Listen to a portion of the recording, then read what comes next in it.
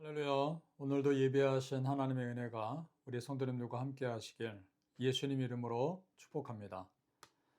오늘 우리에게 주신 하나님 말씀은 창세기 27장 35절에서 36절까지 말씀입니다. 우리 함께 읽겠습니다. 이삭이 이르되 네 아우가 와서 속여 네 복을 빼앗았도다. 에서가 이르되 그 이름을 야곱이라 함이 합당하지 아니하니까 그가 나를 속임이 이것이 두 번째니이다. 전에는 나의 장자의 명분을 빼앗고 이제는 내 복을 빼앗았나이다. 또 이르되 아버지께서 나를 위하여 빌 복을 남기지 아니하셨나이까. 자, 우리 성도님들, 지난 시간에 야곱이 팥죽 한 그릇에 형 에서의 장자 명분을 샀던 일을 기억하실 겁니다. 이제 실제로 야곱이 그 축복을 아버지로부터 받는 일이 일어납니다. 하지만 방법이 잘못됐죠. 자기 아버지의 눈이 어두운 것을 이용해서 형 에서처럼 꾸미고 음식도 어머니가 만들어준 것을 자기가 만든 것처럼 해서 형 대신 축복을 받습니다. 그러니까 분명 이것은 아버지를 속이고 형 몰래 축복을 받은 것은 맞습니다. 야곱의 잘못은 맞습니다. 자, 여러분, 전에 그 어머니가 두 아들을 임신했을 때 뱃속에서 두 아기들이 서로 싸우니까 그 아버지 이삭이 기도했죠. 그때 하나님이 뭐라고 예언의 말씀을 주셨나요? 이렇게 말씀하셨습니다. 큰 자가 작은 자를 섬기리라. 분명히 말씀하셨죠. 자, 그러면 야곱이 이 말씀 기억했다면 굳이 지금 아버지와 형을 속이면서까지 축복을 받지 않아도 하나님 말씀처럼 되는 겁니다. 그런데도 굳이 이런 사람의 방법, 인간적인 방법을 동원해서 더 큰 축복을 받으려 했던 겁니다. 그러니까 지금 아들 야곱이 진정 하나님의 축복을 받기에는 아직 준비가 안 되어 있던 거죠. 겉으로는 아버지로부터 축복을 받지만 실제로 보세요. 아버지와 형을 속였고 그 형을 피해서 삼촌 라반에게로 도망가야 되는 상황이 됩니다. 만약 이런 인간적인 방법을 사용하지 않았다면 굳이 도망갈 필요 없었을 거예요. 그리고 자연스럽게 형 에서보다 더 큰 축복을 받았을 겁니다. 자, 성도님들, 나의 인간적인 방법이 하나님의 은혜를 막는 장애물이 될 수 있다는 것을 아시고 하나님의 일하심에 전적으로 다 맡기시기를 소망합니다. 자, 그러면 에서는 어떻습니까? 에서는 아무 문제가 없었는가? 아니죠. 에서도 문제가 많았습니다. 사냥하고 돌아와서 보니까 이미 아버지가 야곱을 축복한 뒤란 말이죠. 그것을 알고 뭐라 하는지 보죠. 36절을 다시 보겠습니다. 에서가 이르되 그 이름을 야곱이라 함이 합당하지 아니하니까 그가 나를 속임이 이것이 두 번째니이다. 전에는 장자의 명분을 빼앗고 이제는 내 복을 빼앗았나이다. 자, 이렇게 말합니다. 야곱이 장자의 명분을 빼앗았다는 겁니다. 그런데 여러분, 이것은 틀린 말이죠. 이미 에서는 장자의 축복을 팥죽 한 그릇에 가볍게 본인이 팔았지 않습니까? 자신의 행동을 생각하지 않고 야곱의 잘못만 얘기하고 있단 말이죠. 자, 여러분, 여기서 우리는 사람의 한계를 봅니다. 사람은 자기 잘못을 잘 깨닫지 못합니다. 그런데 다른 사람이 자기에게 잘못한 것은 더 크게 생각하는 경향이 있죠. 즉, 자신에게 불리한 것은 감추고 자신에게 유리한 것만을 생각하는 경향이 있단 말입니다. 지금 에서가 그렇습니다. 에서가 정말 믿음의 사람이라면 장자의 축복을 그 가볍게 여겼던, 팥죽 한 그릇에 가볍게 팔았던 그런 자기의 모습을 돌아보고 하나님께 기도했어야죠. 그렇다면 그의 삶은 또 달라졌을 겁니다. 야곱 못지않은 영적인 축복 분명 그도 받았을 겁니다. 그런데 지금 에서는 오직 야곱에게만 문제의 원인을 돌리고 있는 겁니다. 우리 창세기 말씀 참고로 봅니다. 41절, 27장 말씀 보겠습니다. 그의 아버지가 야곱에게 축복한 그 축복으로 말미암아 에서가 야곱을 미워하여 심중에 이르기를 아버지를 곡할 때가 가까웠은즉 내가 내 아우 야곱을 죽이리라 하였더니. 자, 아버지가 돌아가신 뒤에는 동생 야곱을 죽이겠다는 겁니다. 그것을 사실은 속으로만 생각한 것이 아닌 거죠. 왜냐? 밖으로 말하고 다녔으니까. 그 소리를 어머니 리베카가 듣고 동생 야곱을 삼촌 라반의 집으로 도망 보내지 않습니까? 여러분, 지금 형 에서의 모습이 이미 창세기에 나온 가인의 모습과 비슷하지 않습니까?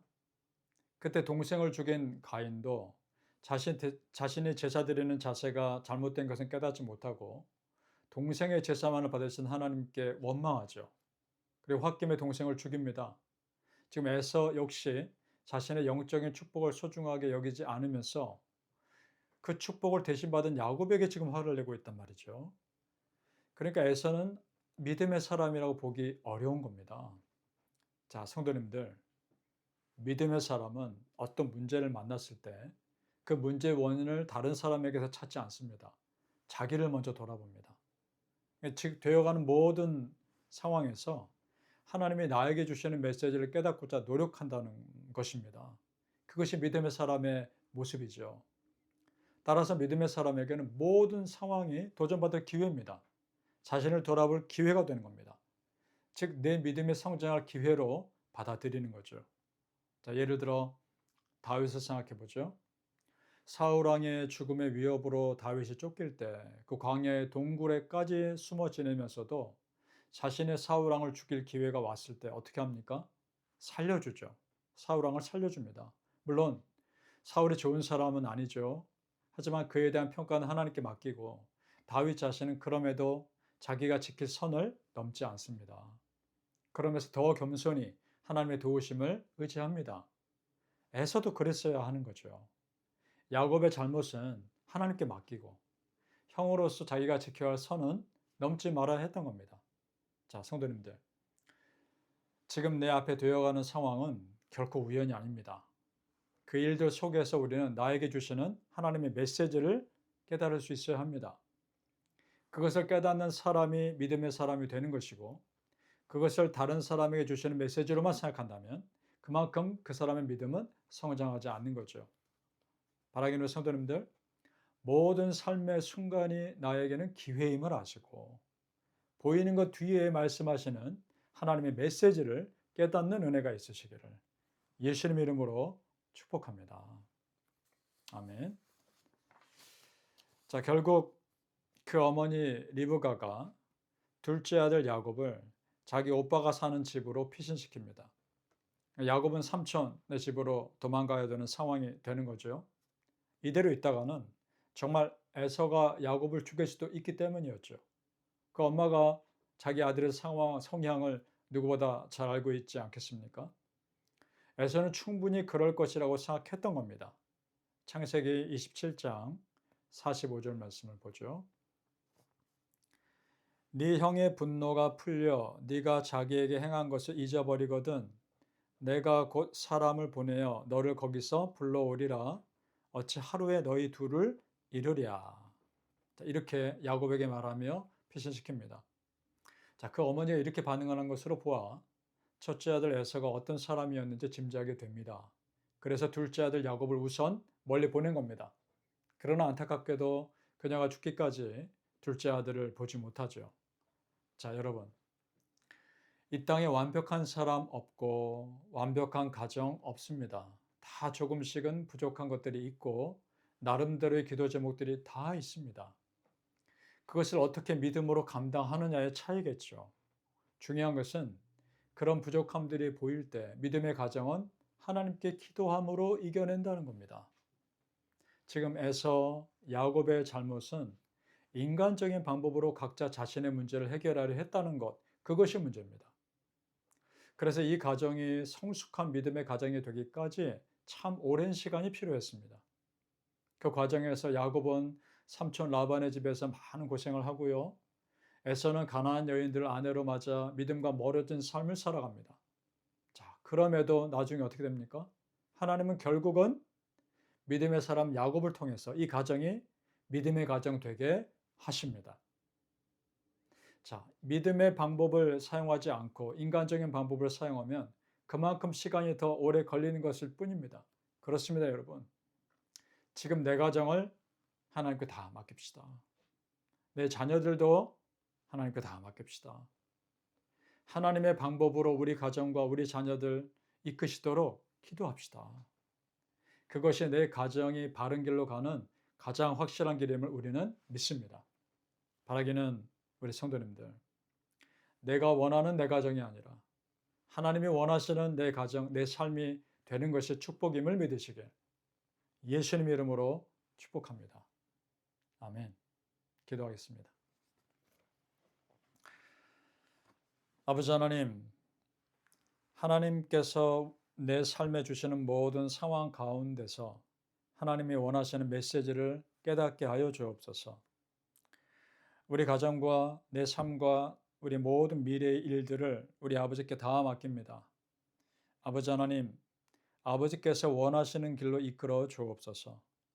내가 원하는 삶, 그 좁은 한계 속에 갇히지 않게 하시고 아버지께서 원하시는 삶을 내가 오히려 받아들이게 해 주시고 하나님께서 보여주시는 것을 따라갈 때 그것이 더 큰 축복임을 믿습니다. 아버지 하나님, 그 길로 인도하여 주옵소서. 내가 생각하는 좋은 길이 아니라 하나님께서 원하시는 좋은 길을 열어주시고 그 길로 인도하여 주옵소서. 그것이 나에게 가장 맞는 길인 줄 믿습니다. 전적으로 하나님께 다 맡깁니다. 우리 가정, 내 모든 삶 하나님께 세밀하게 맡기니 간섭하여 주시고 가장 원하시는 길로 인도하여 주시옵소서. 감사하며 예수님 이름으로 기도하옵나이다. 아멘.